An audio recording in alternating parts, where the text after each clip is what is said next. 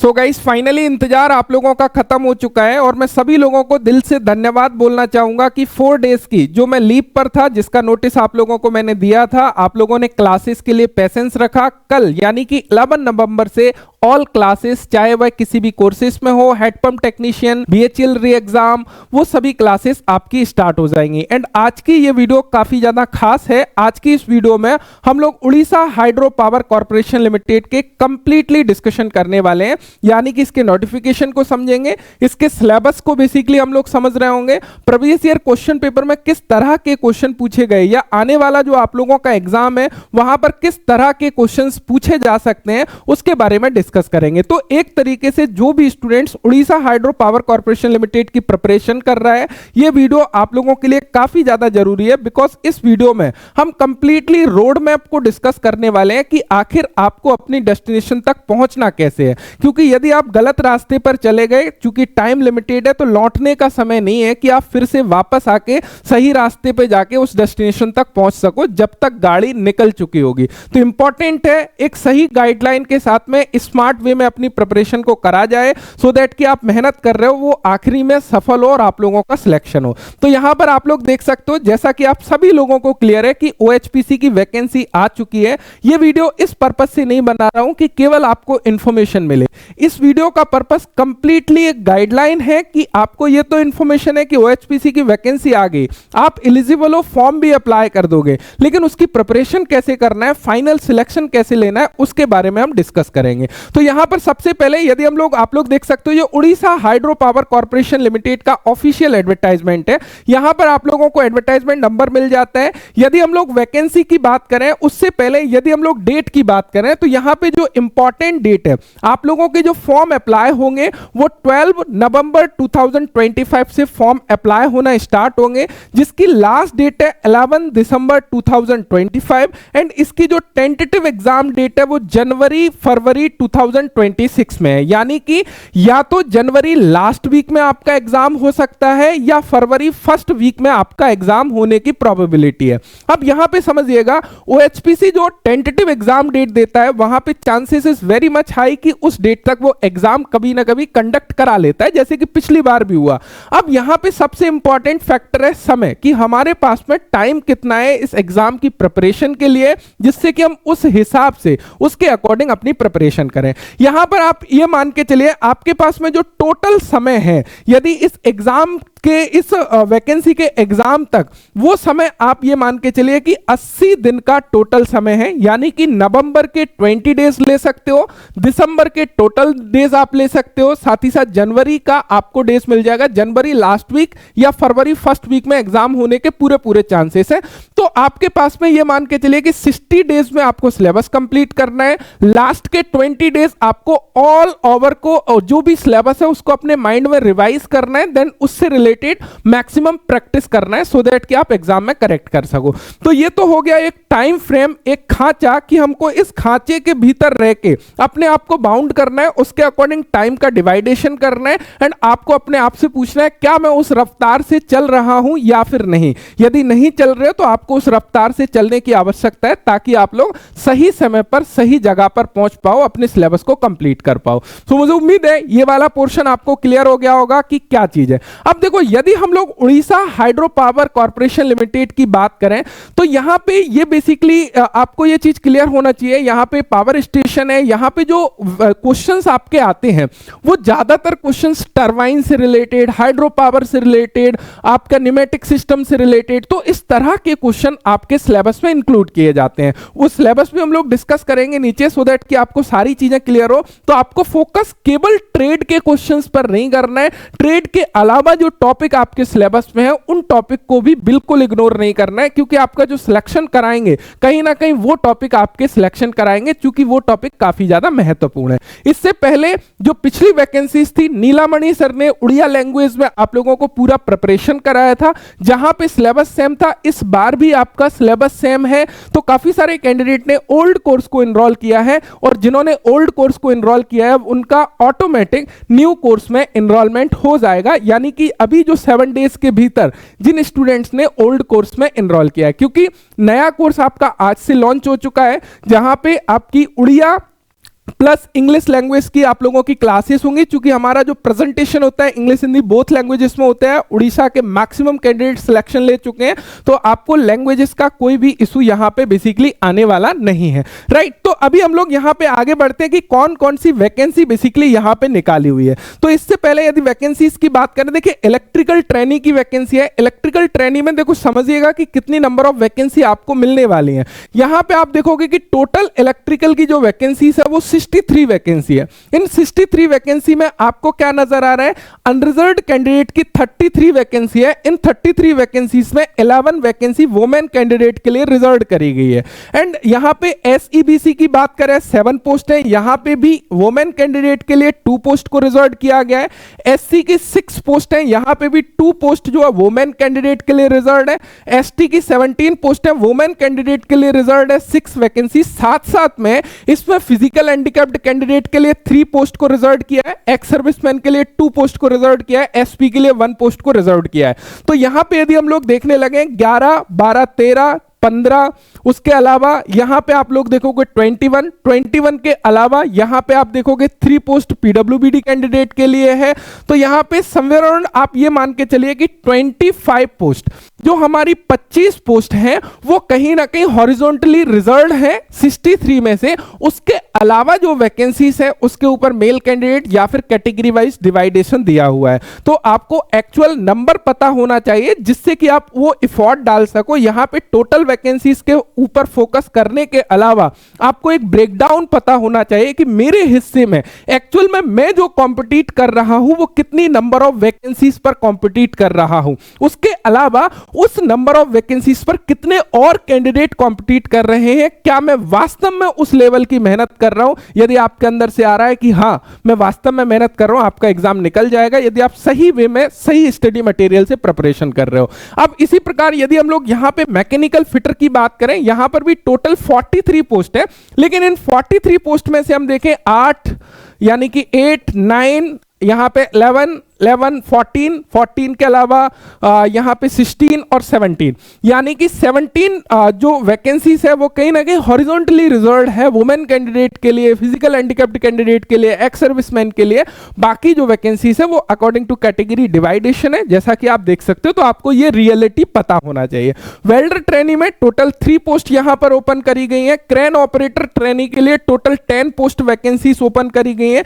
Store keeper trainee के लिए यहां पर 6 पोस्ट वैकेंसीज को ओपन किया गया है। तो मुझे उम्मीद है कि जो वैकेंसी का ब्रेकडाउन है वो आपको क्लियर हो गया होगा और आप उस कंक्लूजन तक पहुंच चुके होंगे। यहां पर आपका दिमाग एक बार हिट हो गया होगा, क्या मुझे पता है मेरे हिस्से में कितनी वैकेंसीज है, मैं कितने नंबर ऑफ वैकेंसीज के ऊपर कॉम्पिटिट कर रहा हूं। अब नेक्स्ट पोर्शन पर आगे बढ़ते हैं जहां पे चीजों को बेसिकली क्लियर करते हैं जिससे कि सारी चीजें आपकी क्लियर हो।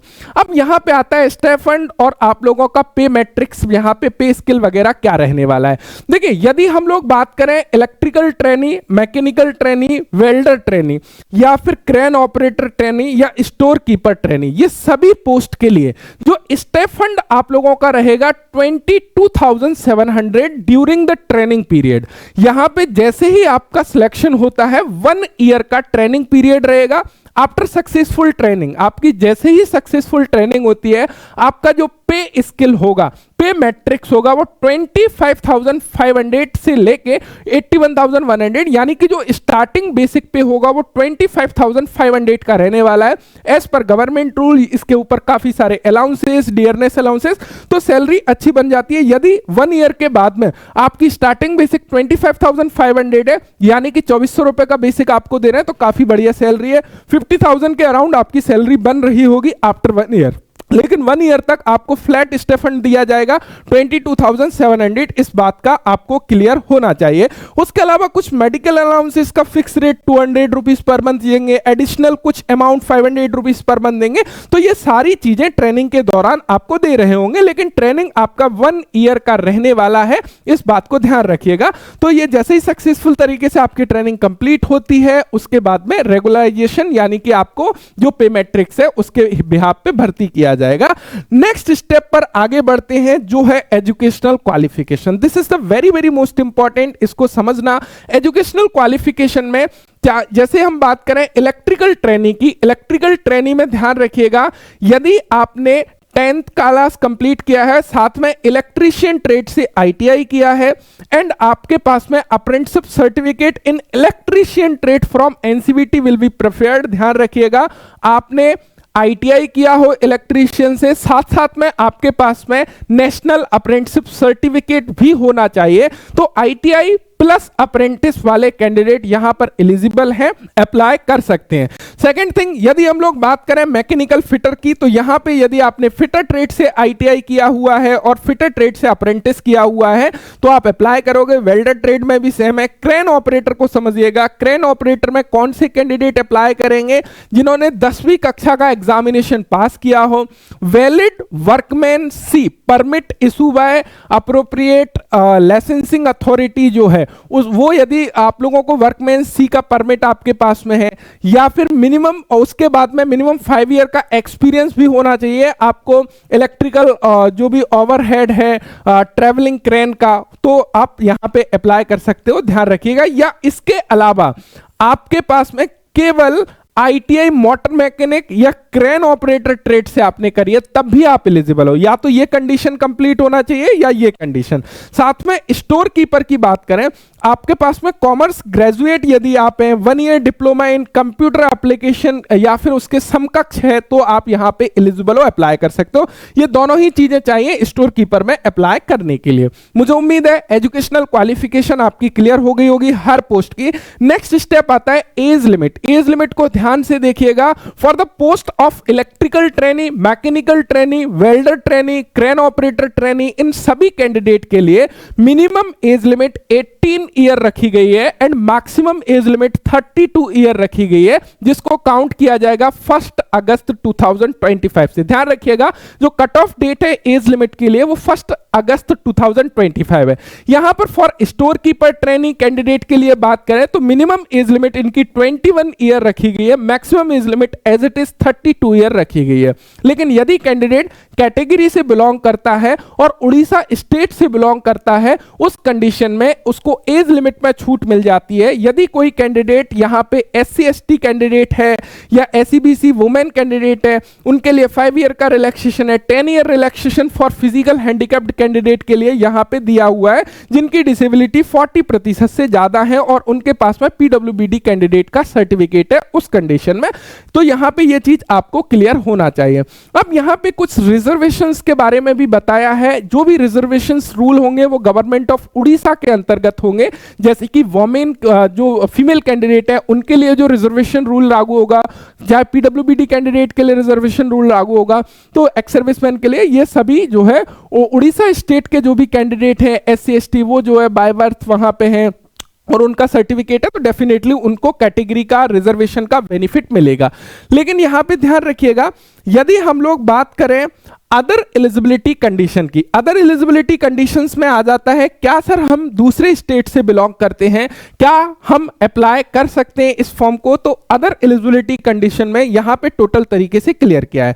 देखिए, इन्होंने बोला है कि इंडियन सिटीजन हो, ठीक है, लेकिन उसके अलावा यहां पे इन्होंने क्लियर किया है कि must able to read, write and speak Odia frequently, fluently Odia language को लिखना, पढ़ना या बोलना आना चाहिए। ना केवल यहां तक, उसके अलावा जो हाई स्कूल है वो बेसिकली या उसके समकक्ष जो भी एग्जामिनेशन है as a Odia language subject में होना चाहिए। जैसे कि पास्ट मिडिल स्कूल तक जो भी एग्जामिनेशन है 7th तक 8th तक वो Odia language as a subject होना चाहिए। या फिर 10th क्लास की यदि हम लोग बात करें उड़िया मीडियम में उन्होंने कंप्लीट किया होना चाहिए। तो कुल मिला के जो भी उड़ीसा के कैंडिडेट हैं केवल और केवल वही कैंडिडेट यहां पर एलिजिबल है। अदर स्टेट के कैंडिडेट यहां पे फॉर्म अप्लाई नहीं कर सकते, क्योंकि ना तो उन्होंने उड़िया लैंग्वेज में अपने 10th उड़िया मीडियम में 10th क्लास को कंप्लीट किया होगा, ना ही मिडिल क्लास तक as a subject Odia language उनका रहा होगा। तो यहां से आपको यह चीज क्लियर होना चाहिए। यदि आप उड़ीसा स्टेट के निवासी हैं तो आप यहां पे डेफिनेटली अप्लाई कर सकते हो। तो यहां पे एक देखो प्लस पॉइंट है उड़ीसा कैंडिडेट के लिए कि उनको अदर स्टेट के कैंडिडेट से कॉम्पिटिट नहीं करना पड़ेगा, केवल और केवल उड़ीसा के कैंडिडेट्स ही आपस में कॉम्पिटिट करेंगे। और टेक्निकल में यदि हम जितना मेरा ऑब्जर्वेशन है, जहां तक मैंने चीजों को समझा, मैक्सिमम जो सिलेक्शंस ले रहे हैं अभी उड़ीसा के स्टूडेंट्स जो है वो टेक्निकल में काफी स्ट्रांग है और काफी बढ़िया उनकी पकड़ है और काफी ज्यादा सिलेक्शंस कहीं ना कहीं हर वैकेंसीज में उड़ीसा के स्टूडेंट्स लेके आ रहे हैं, तो आपस में भी काफी तगड़ा कंपटीशन उनका होने वाला है। तो यहाँ पे प्रिपरेशन काफी गहन और सही तरीके से आपको करने की आवश्यकता है। नेक्स्ट यहाँ पे यदि सिलेक्शन प्रोसीजर की बात करें, this is the very very most important portion, क्योंकि अभी तक हमने समझ लिया कि मैं एलिजिबल हूं, मैं अपने फॉर्म को भी अप्लाई कर दूंगा, यहां तक कोई इशू नहीं है, लेकिन मेरा सिलेक्शन कैसे होगा, उसका क्या प्रोसीजर है, क्या क्या स्टेज रहने वाली है। तो सबसे पहले सिलेक्शन स्टेज की हम बात करें तो सबसे पहले आपका सीबीटी एग्जाम होगा, कंप्यूटर बेस्ड एग्जाम होगा, उसके बाद में document verification, medical fitness test, then आपका ज्वाइनिंग दिया जाएगा। तो यहां पे आपका मेडिकल फिटनेस टेस्ट कॉमन होता है, डॉक्यूमेंट वेरिफिकेशन में यदि आप एलिजिबल हो तो कोई इशू नहीं है। तो कुल मिला के एक ही स्टेज मेन है यहां पे जो है आपका सीबीटी एग्जाम। यहां पे उसके बाद में कोई भी second stage like that skill test वगैरह आपका नहीं होता है। तो ये एक सबसे अच्छी बात है, केवल और केवल रिटन एग्जाम में यदि अच्छे मार्क्स आपके आते हैं तो आपका सिलेक्शन पक्का है, कोई दिक्कत आपको आने वाली नहीं है। अब सिलेक्शन प्रोसीजर में जो रिटन टेस्ट है उसका क्या फॉर्मेट होगा, किस तरह क्वेश्चंस पूछे जाएंगे उसको समझिएगा। आपके एग्जाम में टोटल 120 मल्टीपल चॉइसेस क्वेश्चंस पूछे जाएंगे। इन 120 मल्टीपल चॉइसेस क्वेश्चंस को अटेम्प्ट करने के लिए आपके पास में 120 मिनट का समय होगा, यानी कि 2 आवर्स का समय आपको मिलने वाला है। 120 क्वेश्चंस को डिवाइड किया जाएगा 2 पार्ट्स में। पार्ट ए 40 क्वेश्चंस होंगे, इन 40 क्वेश्चंस में पूछा जाएगा जनरल एप्टीट्यूड, जिसमें क्वांटिटेटिव एप्टीट्यूड के क्वेश्चंस होंगे, यानी कि नॉर्मल 10th स्टैंडर्ड का मैथमेटिक्स के क्वेश्चंस पूछे जाएंगे। यदि हम बात करें रीजनिंग, कॉमन कोडिंग, डिकोडिंग, इसके बारे में भी डिटेल से हम लोग डिस्कस करेंगे। जनरल इंग्लिश ग्रामर से रिलेटेड, आर्टिकल से रिलेटेड, एन दा का यूज, इस तरीके के क्वेश्चंस इंग्लिश लैंग्वेज के भी आपके इंक्लूड किए जा रहे होंगे। जनरल अवेयरनेस की बात करें, ज्यादातर क्वेश्चंस उड़ीसा स्टेट से ये पूछते हैं, इंक्लूड करते हैं, तो इस बात का विशेष ध्यान रखना है। जनरल अवेयरनेस के भी क्वेश्चन होंगे। तो इस तरीके से 40 प्रश्न आपके इन सभी चीजों से मिला के पूछे जा रहे होंगे। ध्यान रखिएगा यहां पे quantitative aptitude and reasoning and English भी, ये 3 सब्जेक्ट ऐसे हैं जो 10-10 नंबर के आने हैं। यहां पे आपकी यदि थोड़ी अच्छी पकड़ है तो यहां से कोई भी मार्क्स जाने वाला नहीं है। और यदि आप उड़ीसा के निवासी हो और स्टेट के बारे में आपको नॉलेज है और थोड़ा बहुत आप जीके में इंटरेस्ट रखते हो तो यहां पे भी अच्छे मार्क्स कहीं ना कहीं आने वाले हैं। अब बात आती है सेकंड पार्ट, जो कि एक अच्छा वेटेज रखता है, जहां पे 80 क्वेश्चन आपके एग्जाम में पूछे जाने हैं, उसके बारे में थोड़ा सा डिस्कस करते हैं। देखिए जो पार्ट सेकंड है वहां पे 80 प्रश्न पूछे जाएंगे। This is the very very most important portion, क्योंकि इसको बहुत अच्छे तरीके से आपको क्लियर करना है। यहां पे केवल बोला गया है कि आपसे सब्जेक्ट नॉलेज के क्वेश्चंस पूछे जाएंगे, आपके रिस्पेक्टिव डिसिप्लिन से क्वेश्चंस पूछे जाएंगे, यानी कि आपके ट्रेड से रिलेटेड क्वेश्चन पूछे जाएंगे। लेकिन जब आपका सिलेबस आता है तो वहां पे कुछ अदर टॉपिक भी आपको देखने को मिलते हैं। जैसे ही एडमिट कार्ड आएगा आपके साथ में सिलेबस भी वो जो है अटैच करते हैं, जैसे कि इससे पिछली बार का जो सिलेबस था वहां पे उन्होंने अटैच किया था, तो उसके बारे में हम डिस्कस करेंगे। यहां पे ध्यान रखिएगा जो 80 प्रश्न के बारे में डिस्कस करेंगे कि कहां से पूछे जाएंगे, वो लास्ट में हम लोग देख रहे होंगे। यहां पे आपका जो है नेगेटिव मार्किंग भी है, प्रत्येक क्वेश्चन को करेक्ट करते हो 1 मार्क्स आपको दिया जाएगा, यदि आप गलत करते हो तो 0.25 मार्क्स को डिडक्ट किया जाएगा। 1/4 की नेगेटिव मार्किंग आप लोगों की यहां पर रहने वाली है। This is the very very most important portion. The question papers will be in English language only. आपका जो क्वेश्चन पेपर होगा केवल और केवल इंग्लिश लैंग्वेज में होगा, इस बात का विशेष ध्यान आपको रखना है। कोई भी अदर लैंग्वेज आप लोगों को नहीं दिया जाएगा।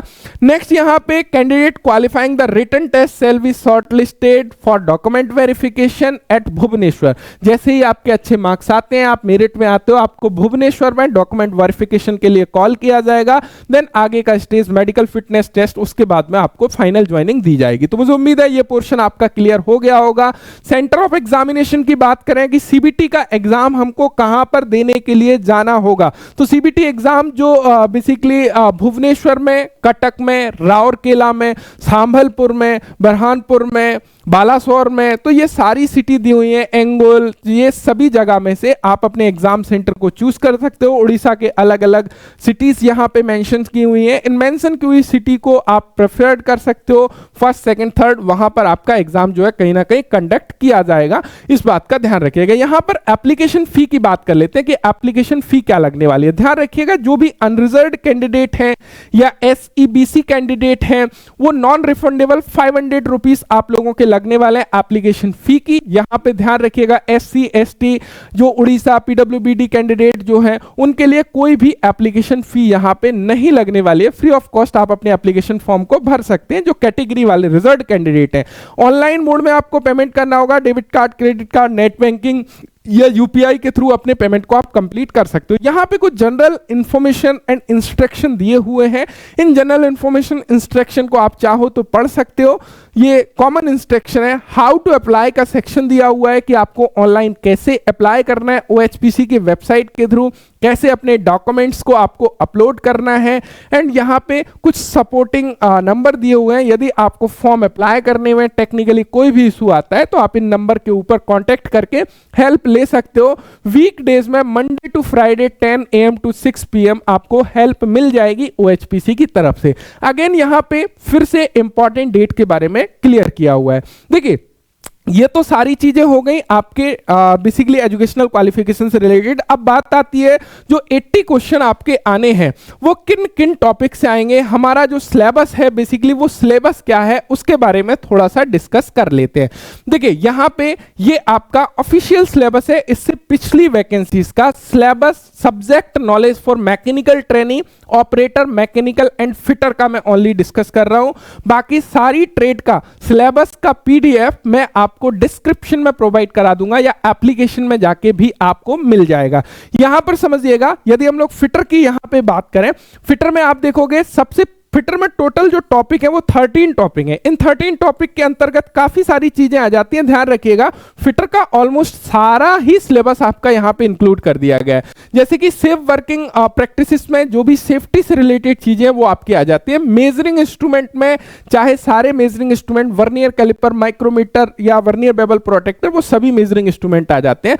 Knowledge of turbine and auxiliaries हो गया या लुब्रिकेटिंग सिस्टम हो गया, ऑयल कलर्स कूलर्स हो गया, ग्रूवर्स हो गया, कंप्रेसर हो गया, इन सभी के बारे में नॉलेज होना बेहद जरूरी है। ध्यान रखिएगा this is the very very most important part, क्योंकि आप एक हाइड्रो पावर कॉर्पोरेशन लिमिटेड में अप्लाई कर रहे हो तो वहां का जो काम रिलेटेड है वो चीजों के बारे में नॉलेज होना बेहद जरूरी है। तो यहां से क्वेश्चन इंक्लूड किए जाएंगे। तो सबसे महत्वपूर्ण है आपका 3 नंबर वाला टॉपिक। इससे पहले भी देखे गए कि यहां से क्वेश्चंस काफी ज्यादा आप लोगों के पूछे गए।